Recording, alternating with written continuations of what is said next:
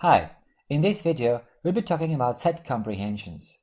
If you know how to use list comprehensions, it'll be much easier for you to use all the other types of comprehensions, among which we have set comprehensions, which are the topic of this video. So if you don't feel comfortable about list comprehensions, I have a video on them, so feel free to watch it first. Well, set comprehensions are similar to list comprehensions, but they return sets. Instead of square brackets, we use curly braces. We should use set comprehensions if we need unique elements, without any doubles.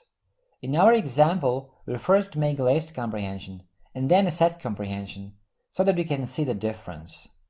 Let's start by splitting a text and making a list of the words that make it up. So here's our text. She sat in a big comfortable armchair with a big book in her big hands. Fine. Now let's split this sentence into separate words. Words equals text split. And now we get a list of words. Fine.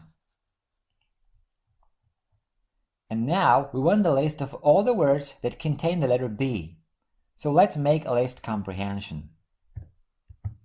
B words equals a list comprehension, word for word, in words, if B in word.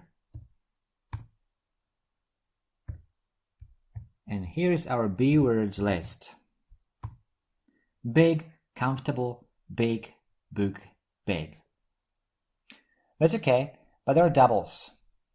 If we need unique elements, we need a set comprehension.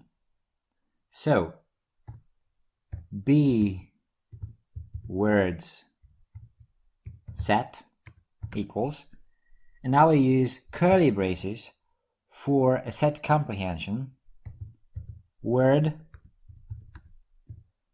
for word in words, if B in word. So actually it's almost exactly the same. The only difference is that here we have square brackets and here we have curly braces. And now let's print it out. B words set. Book, comfortable, big. As you can see, we have no doubles here. All the elements are unique. And this is when we use set comprehensions rather than list comprehensions, if we need all the elements to be unique. Okay, that's it for this video. If you like it, a thumbs up would be great. Also, make sure to subscribe for future videos. If you want to leave a comment or ask a question, you're welcome to do so. Thanks for watching.